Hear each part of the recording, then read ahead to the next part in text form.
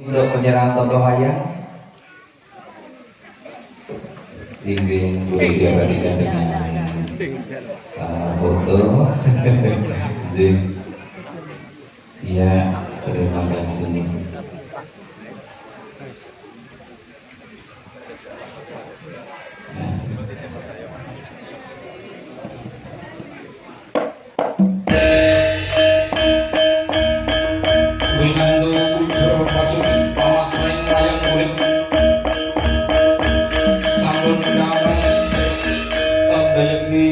Pagelaran wayang kulit dalam menika kawiwitan. Wilujeng dalu, wilujeng hampir sani.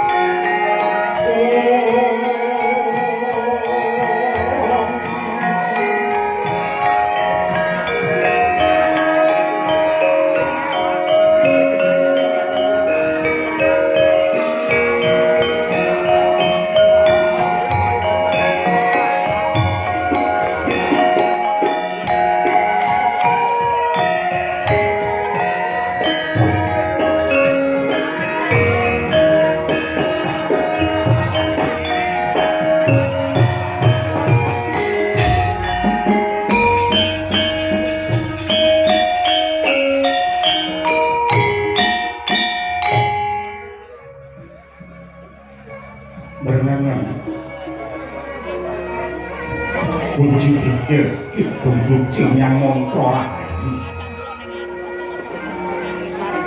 meja saking sang para kita ingkang anggone kelas maning Gusti mrihwana kasuking lagya pangesti dharmaning kabudayan mrih rahayu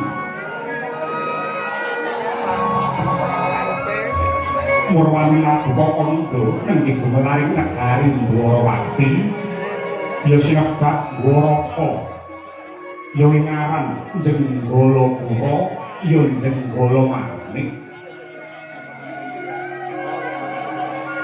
negari Dwarawati pantes sinebut Warasundari ingkang werdine bumi pinilih prasasat gempalaning omah kasuwargan kang den papanake ing kono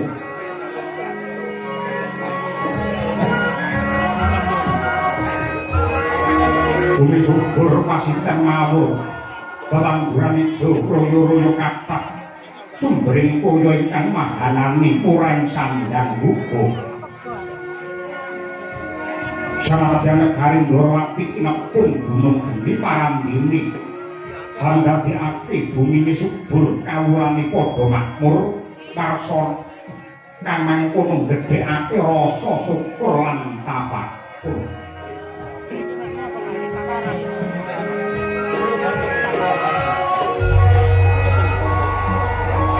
para putra lan para taruna weruh ing tata krama ngajeni marang ingkang werda awit wajuh ngenya hangesti mring dwija ingkang mapan wonten ing sarana wiyata pranyata lega ing kawruh maneka warna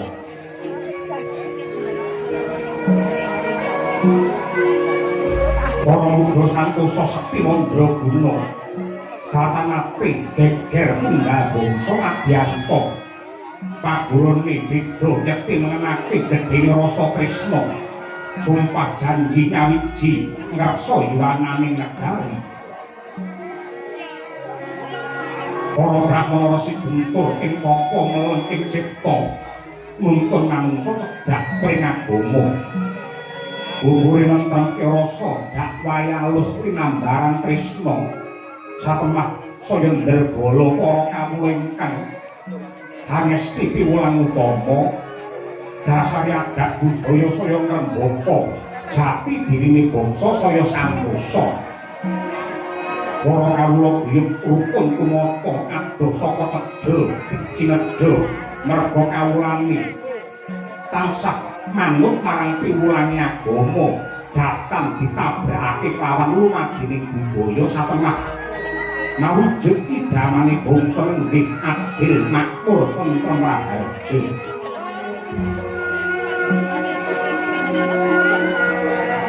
ngancik dina merdeka ing wulan Hasta.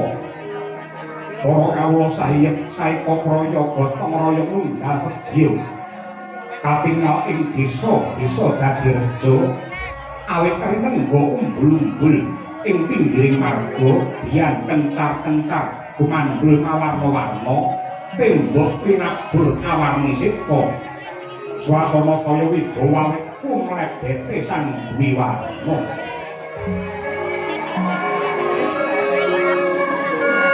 Nagari dwaraka kena sinebut ngancik jaman kencana karo kasembuh pangarigawane narendra ngasta pusaraning praja anenggih jejuluk Sri Bathara Kresna.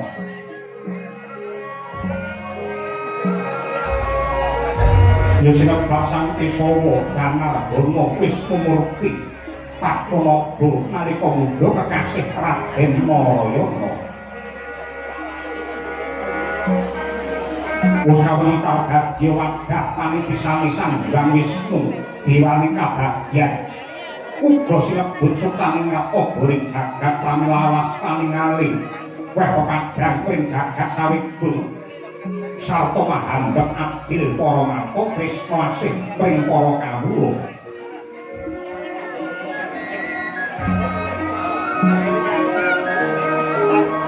Wedhe dinten pasewakan sang nata kepareng miyos ing singgil naka kelenggaing dampar bento ingkang pinalipit kencana. Kabeh para sentananing praja ingkang pinandikan nanging saking Sira Bumi kakasih Raden Satyaki Raden Sencaki. Ing jawian derpasibani para nayaka jejel riya kabeh cukit lenggahnya tanpa sela pinandikan dening Ratnapati Udawa.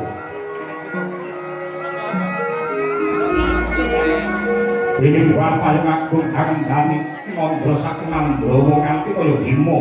Imandra ingkang nemuni prayagung negari Dwarawati. Puja dereng sang nata kepareng negar pangandika ing Bakang Marasiba. Direka lamuka sanggang Bathara Brama ngejawantah nanging bareng den kelingake cekong igla tanpa warana narendra agung Mandura Prabu Baladewa ya Balarama. Mangkono Sri Kresna sigra gupuh-gupuh manembama rawuh ingkang Raka Mandura ya ingacara lenggah.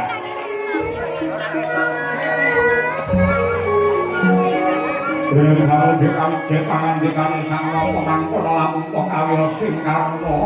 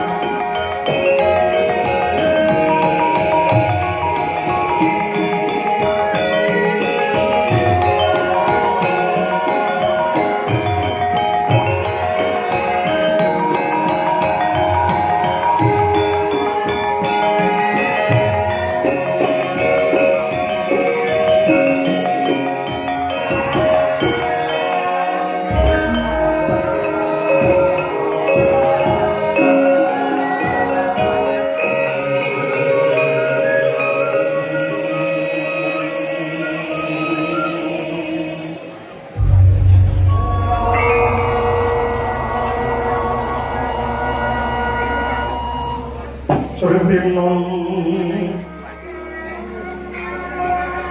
ing pasewakan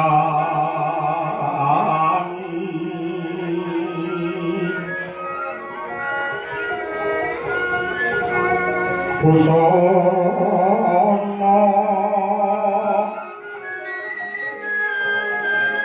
maneka warna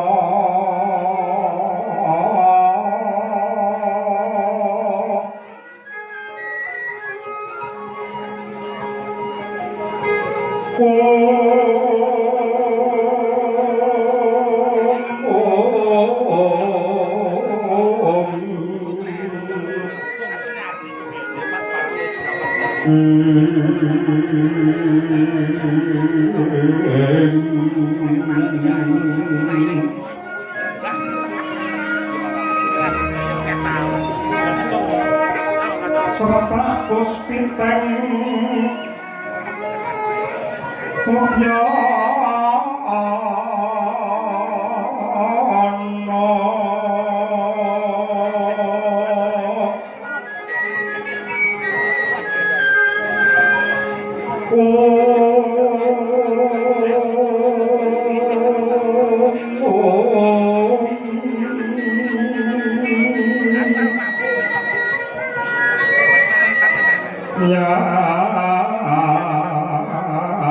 panjrak sarwarukma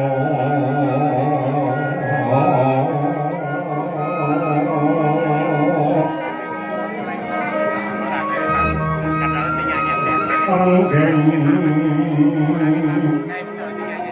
manik mawa retno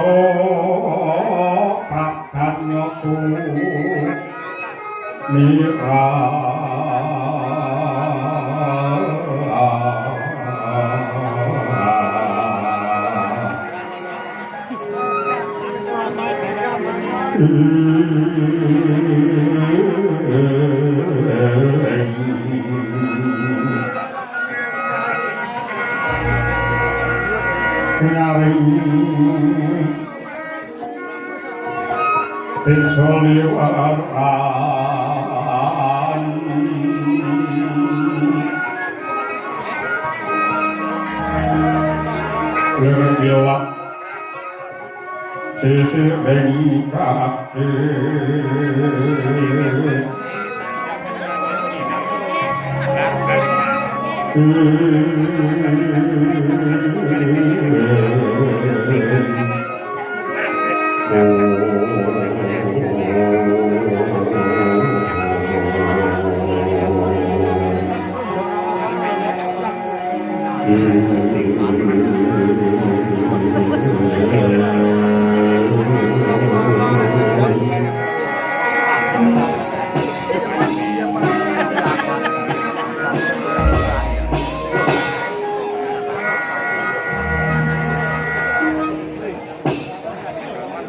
Iwang sukswati wiwit uga paring pekayung pring kandhuan ingsun satemah dadar padanganing jagat Dwarawati.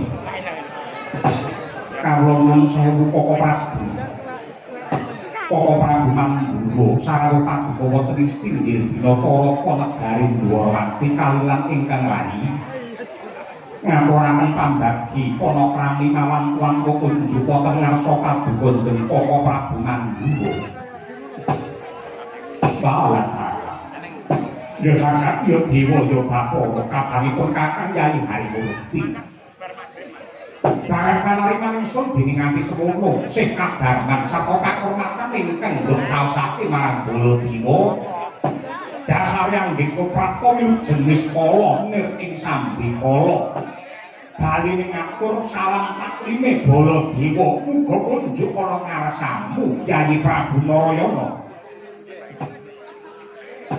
Kawula niki Koko Prabu Mandura Gurawanan dinglung ditinam pitangan kula kalih kinalungaken wonten ing Jonggo kapetekaken wonten ing Jogja mekeping Waldaya kuwaha kayuwanan kumamping negari Dwaraka boten langkung monggo kula dirake lenggah ingkang kanthi prayogi lan sepisan malih kalilan ingkang layu nyuwun guni samudra pangaksami karono rawuh paduka wonten ing negari Ndorowati boten kula hormati ingkang kanthi sae malah kepara rawuh paduka anyarengi tumurung Jawa ing mapan wonten ing kraton Ndorowati dan yen mungguhe Baladewa aku nderekake dawuh pangandikane para Brahmana Kyai alim ulama kae ingkang panjenengane kepareng-pareng dawuh lamun to wong lagi nyuwun lamun to wong lagi ndedonga utawa lagi meminta marang Syekh Nugrane Hyang Agung kuwi kok barengi tekane udan kuwi kala mangsa malah mandi dongane kala mangsa malah diijabahi apa kang dadi panuwune dadi mung Baladewa ora dadi apa ya ora diantok Baladewa ya rumangsa nggumu setahun jembleng sarendeng ing atase Ndorowati barengi nganggo teko barengi tekan udan to eloke kahanan lagi iki aku ngerti lamun to ning ngarepe sinden iki ana embere tegese pamane nek sinden sing lagi nyolakno karinga nabi apa sinden kuwi dhewe nek omah senengane ya dika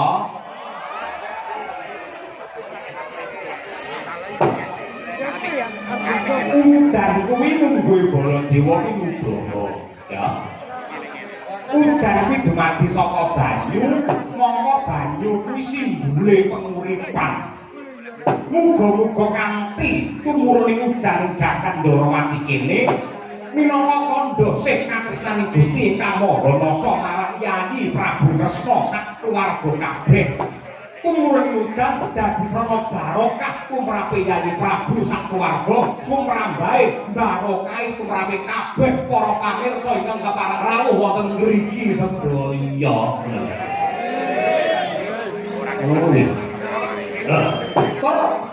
nadyanto wis pirang-pirang cara dibudidaya wis ngundang bongke sing nyisihke udan kenapa kok tetep mudhun udane mergo kala mangsa manten lanang karo manten wedok ki le ndonga ora padha manten lanang njaluk dikerangi sing wedok njaluk diudan ngawuri aku sugiri ati yo iki sepiro gedene nakku sepiro gedene nukut para Yayi Prabu Ndorowati muga kowe nglumpurake pangaksama ana dina ingkang kebak berkah iki tanpa benten kaliyan kula tartamtu kula ndodho kathah ing kalepatanipun pramila kula nyuwun lumungkuring samudra pangaksami mugi-mugi lepat kula lan ugi lepatipun Koko Prabu Mandura linegara ing dinten Aryadi menika soko wis pirang-pirang minggu ora ketemu suduhane sing pirang-pirang iki apa sisane bodho aku tau kuwirangan medaya nggone wong ketoki komplong-kombuan mbake baru dibuka isine renggingan mungkin malah mungkin kesalahan malah sae mungkin kesalahan malah sae malah sisandana monggo Koko Prabu kula dherekaken pinarak ingkang kanthi prayogi mugi-mugi sambunging kadangan menika andadosaken kamulyan tumraping bebrayan agung panjenengan ingkang puspita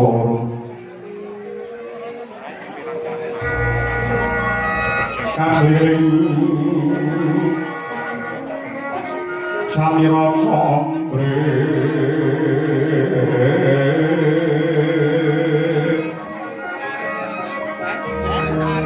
ler tanggure wong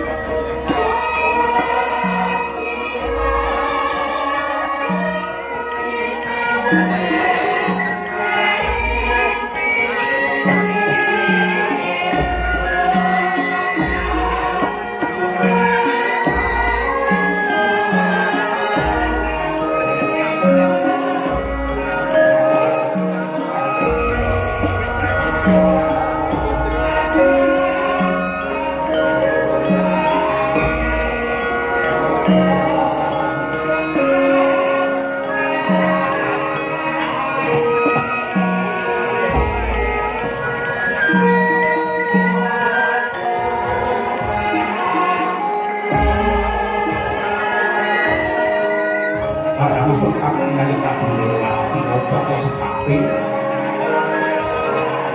Ripalungguhan iki pengkatangan dua keroyo-royo kaya terjangkang cakal sepesangkat display berapa koneng Gorowati kejaba pengkatangan nindakake dawuh pangandikane utusane Gusti ingkang pungkasan sing surasane sok-soko manungsa sing gelem nyambung kekadangan nyambung paseduluran ing kono bakal dijembake rejekine dipanjangke yuswane.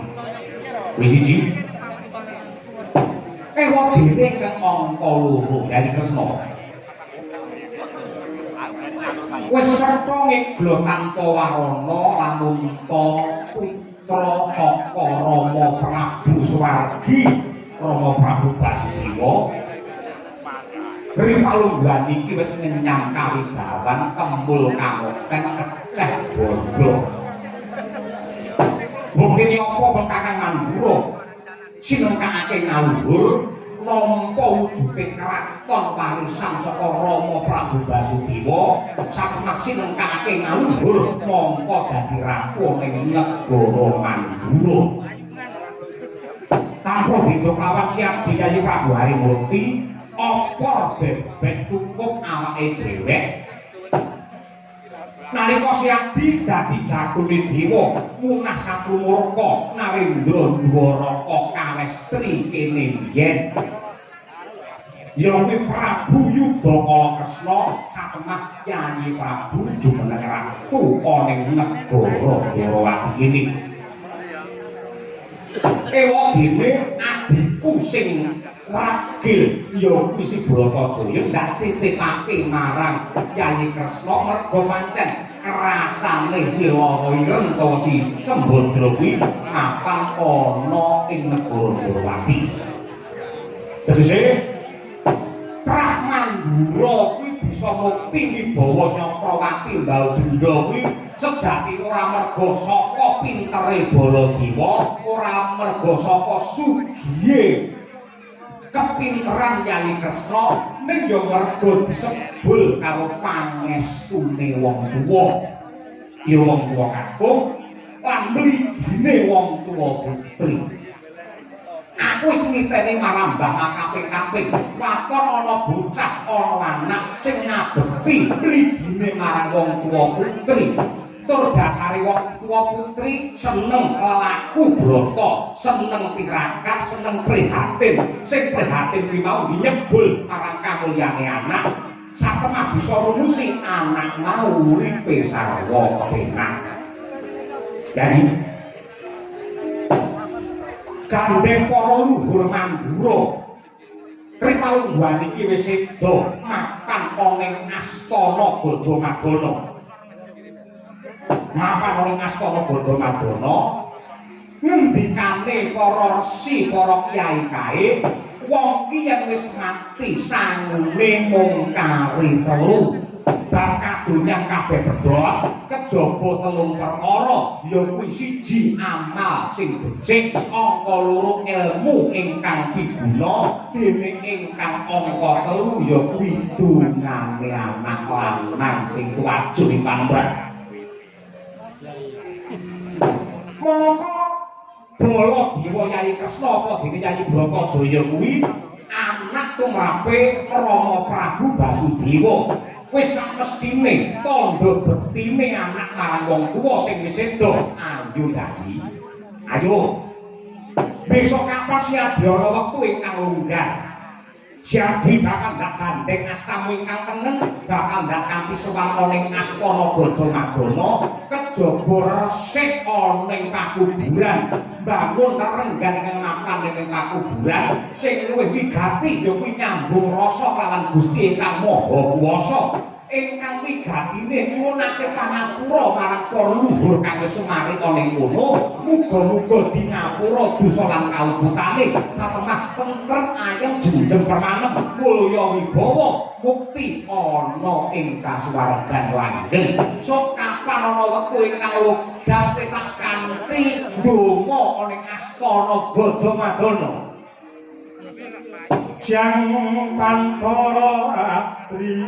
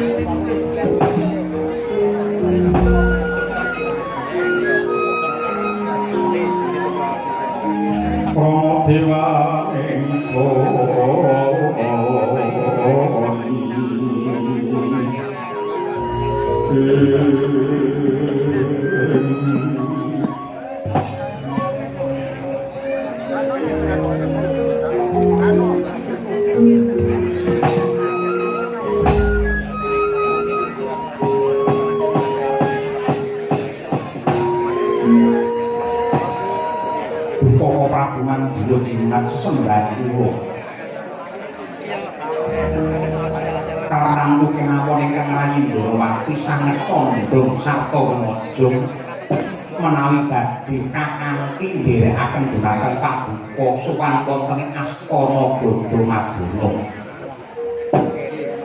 nyuwunaken pangapunten lan kirim donga dhumateng para leluhur wiwit saking Kanjeng Rama Prabu Basudewa ingkang sumare wonten ing mriku minggah malih nenggih Eyang Wasukunti minggah malih Eyang Yadu Eyang Iswara Eyang Maruta Eyang Bujo Eyang Gunta Eyang Baklawa dene kang pungkasan Eyang Rama Wijaya.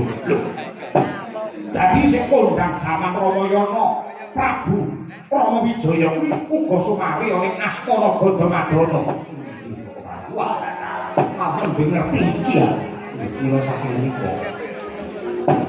Kula sanget sarujuk Rama Prabu menawi paduka kagem kas ingkang kados mekaten tatampu kemawon. Kula dibadhe anganti ingkang rayipun Bratajaya sowan wonten ing astana Bodha Madana. Nengga kuwi sepisan siadi dak kanthi resik ana ing papan pasaryan Bodha Madana. Angka loro pamane ana wewangunan ana tembok ingkang gempalan rubuh ayo dibangun bebarengan. Nah, sakwise kuwi bebarengan nyuwun marang Purbane Hyang Agung lan sing ndak pundhut mungkrah mandura bae ingkang diwilani mlebu ing astana Bodha Madana. Pamriye mek ora ana sing ganggu gawe, ora ana sing nggodha. Sakliyane trah mandura ora kena mlebu ing astana Bodha Madana. Trawarang wong hamdangan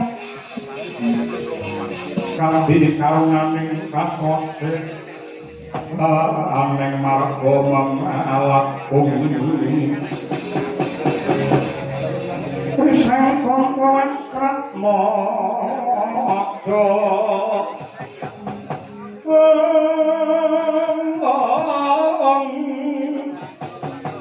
lang lalu kangulati Surya mangrang sang wayah umyus damara ayan kacarita eco ngene Bawacana wong stinggih naka-naka negari Dwaraka kocap bahkan Samya Maraseba minggahipun Resi Jembawan ingkang Kalistinga Magita-gita.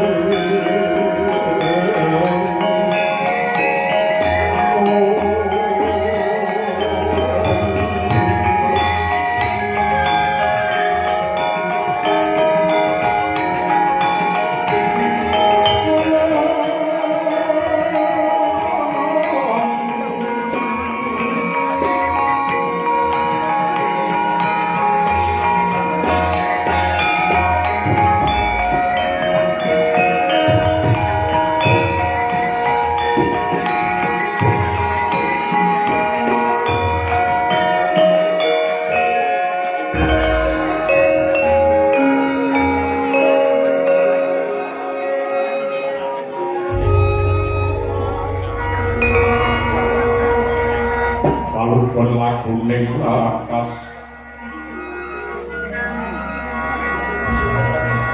Login Hollywoodin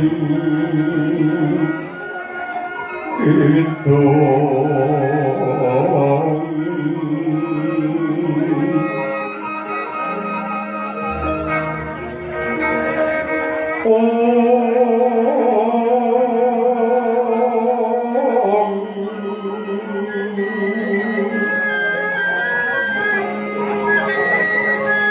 kadung kadung kamomor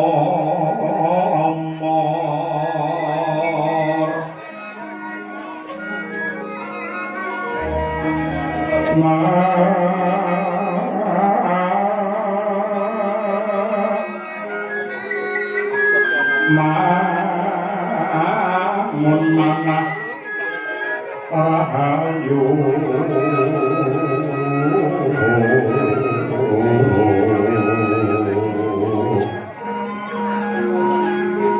ayo anak kulon kumulung malatu ora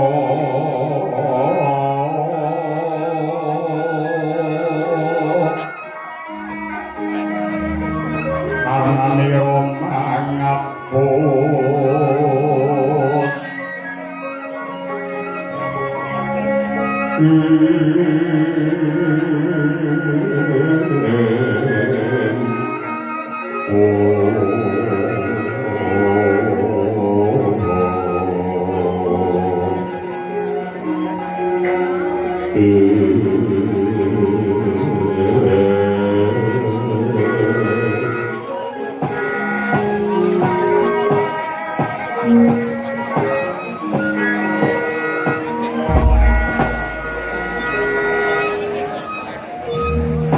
Kawulun sewu Bapa Resi Jembawan saruh kabuka wonten ing Kraton Negari Ndorowati kula ngaturaken sembah pangabekti unjuk wonten ngarsa paduka Bapa Resi.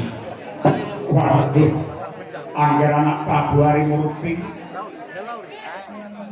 sangat anggeng kula nampi dawuh sami-sami lan mugi-mugi kula cumantaka nampi dhumateng sembah paduka menika boten andadosaken walat tumrapipun kula pun Jembrawan. Mula langkung salam taklim kula unjuk wonten ngarsa paduka anak Prabu Ndorowati.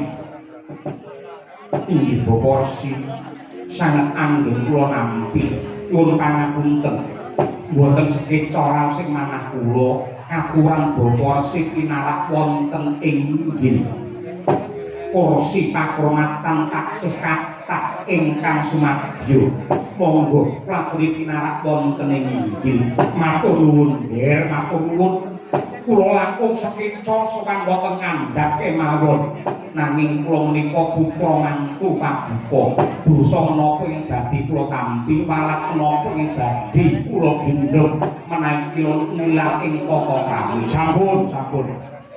sampun ngantos dados penggalih paduka Anak Prabu Ndorowati pancen menika sampun dados pikajeng kula Gusti Yai Kresna wonten dawuh Bapak Prabu nganggo dasar apa kok Siadi ngaturi Resi Jembrawan juru kunci Astana Gada Madana iki kok Bapa Resi tur panjenenganmu nggunakake tata krama tata basa ingkang becik malah gelem ngabekti gelem nyembah karo Resi Jembrawan mongko nuwun sewu wis wong Iglo tanpa warana nadyan to pendhita Jembrawan iki wujute wanara iki wujute kethek lan Siadi bekti marang Jembrawan iki karepmu piye kok menapa paduka sampun suping paduka sampun kalihyan bilih Resi Jembrawan menika mara sepuh kula Yayi Dewi Jembawati menika putra putrinipun Resi Jembrawan ingkang sakmangke kula palakrami tegesipun menika tiyang sepuh kula ingkang kedah kula pundi-pundi Jembrawan iki dadi mara tuamu nggih dalah ing antase panjenengan Ratu Gobinetara oboring jagat sultaning rat mongko titih Bathara Wisnu kok mara tuane mung kedah nanging menika pancen dados kudrating pangeran lan kula tetep ngaji dhumateng Bapa Resi. Cocas entek banune. Lah syukur yen panjenengan ngono ya. Syukur. Sinuwun Prabu Baladewa bekti kula unjuk sinuwun. Ya, Resi Jembrawan tak tampa gawe renaning griya ora liwat diprayogake anggone pinarak. Mungkin sinuwun mandura pangraos boten kirang sekecuan nggih kula sowan.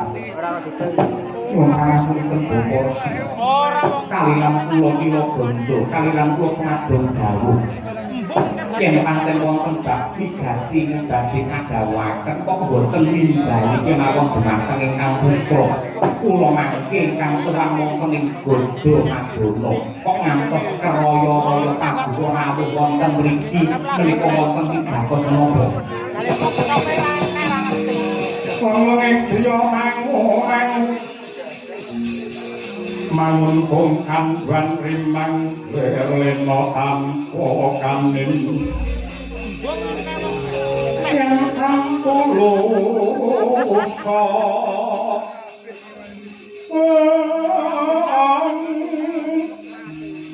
mengkusang biaku tomo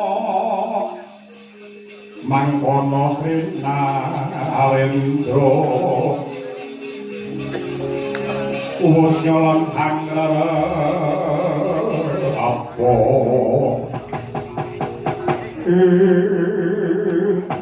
aku anak Prabu sewu lepat tak nuntap dakwadon yun bumi samudra pangaksan sampun ceko pratila bilih ingkang bapa kula pun jendawan pinitaya dening kepunden Mandura lan Ndoro supados ngreksa wontenipun Astana Godo Madonna. Kula ngadhapuk dados juru kunci wonten ing Godo Madonna. Nanging ripalungguhan samangke kula rumaos ewuh kaya ing pambudhian kula badhe makarti.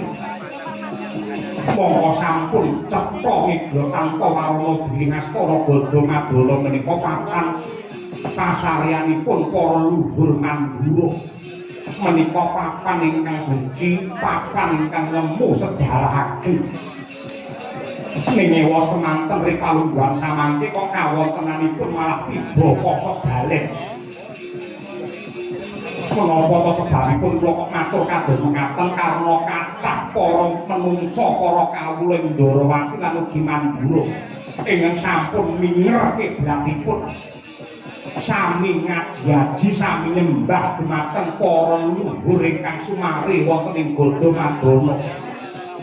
Wonten ingkang nyuwun supados dipun paringi mulya, wonten ugi ingkang nyuwun supados dipun paringi sugih, wonten ingkang nyuwun dipun paringi kondhang lan sanes-sanesipun, emanipun anggenipun yen nyuwun boten wonten ngarsanipun Gusti ingkang nyipta jagat, kok malah sambat kaliyan para luhur ingkang mapan wonten ing Godo Madonna. Malah ripalungguhan samangke menika wonten adat wonten budaya ingkang sanget mengkang saking kautaman menika ora mung tumindak ingkang kebak maksiat para kawula ing mriku anggadhahi kapitayan menawi makempal menawi kumpul menawi saresmi antawisipun lanang lan wadon mongko sanes bojonipun mapan wonten ing Astana Godo Madonna. Ing mriku badhe saged sugih dadakan yen dodolan ugi sami pinaringan laris. Ning emanipun kok papan menika dados rana ingkang kebak maksiat kados mekaten. Sami cumbana, sami sambung tresna wonten Astana Godo Madonna ning sing dipilih golek sing dudu bojone dhewe.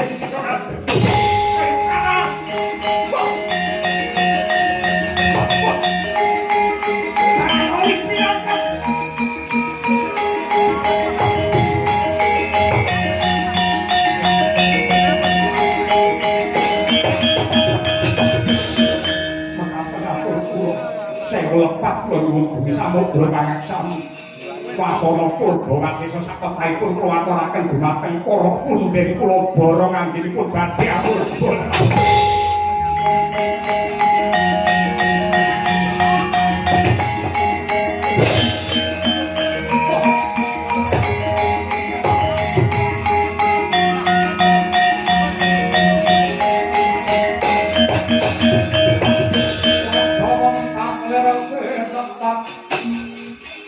Supaya yakin pidoto pamawing wengis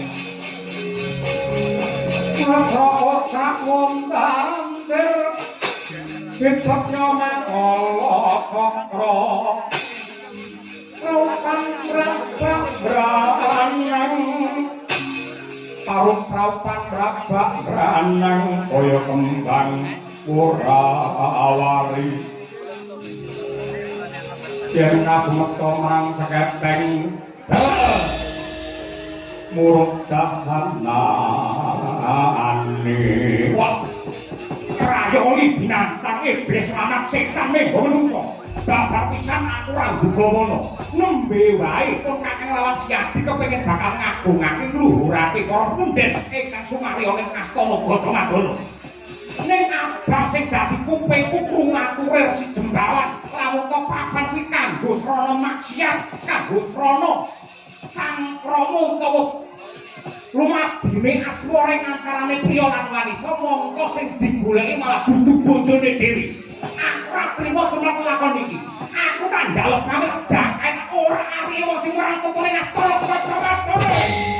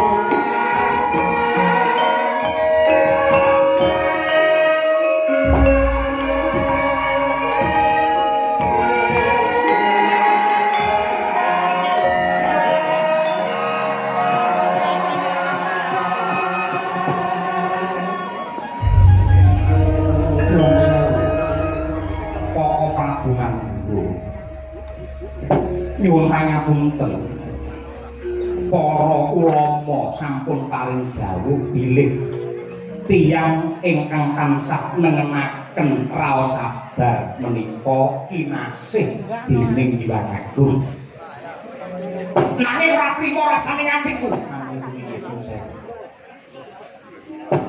lan menapa to sebabipun manungsa ingkang sae menika kedah sabar karana menika kangge ngukur kapitayanipun makhluk dumateng jidaring kodrat kangge ngukur kapitayane makhluk utawi imanipun manungsa kaliyan garising kodrat sedaya lelampahan ingkang kababar menika awit saking pamurbane Hyang Agung menawi manungsa raosipun gila lan boten sabar tegesipun sami kemawon boten pitados kaliyan adining pangeran tiyang ingkang boten sabar menika tegesipun murka utawi nesu tiyang nesu menika anjalari owahing akal lan pamikir pramila menawi tiyang nembe buta ingkang sae namung mendel lan kendel karana menapa kemawon ingkang dipun putusaken tiyang ingkang nembe nesu menika kathah lepatipun kanggo lunga bate gedun keduwung ing tembe wikinipun kejawi saking menika para Prabu tiyang ingkang asring duka menika ugi dados sumber-sumbering sesakit ludira utawi getihipun dados kenthel utawi boten encer miline getih menika boten lancar mila lajeng dados sakit mapan wonten ing dada karana kedeting jantung boten irama lan boten tumata satemah saged dados sakit ingkang anyerang wonten ing jantung kentelipun getih satemah getih boten saged mili minggah wonten ing otak dadosipun penyakit yen cara sakmenika naminipun penyakit stroke. Nadyanto mboten remen rokok mungkin. Nadyanto mboten doyan rokok. Ning menawi tiyang kala wau kerep nesu menika anjalari nuwun sewu peradangan saluran angin sajroning badan napasipun boten tumata satemah dados penyakit paru-paru nadyanto tiyang kala wau boten rokok ning kerep nesu mila nadyan kathah-kathahipun tiyang rokok niku larane paru-paru ning sing ora ngrokok larane malah rupa-rupa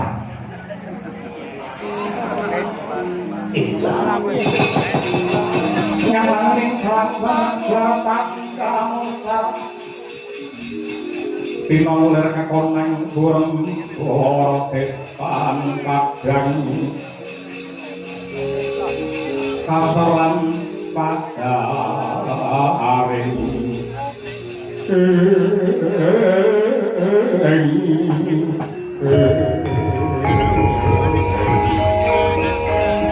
orang yang kotok kakak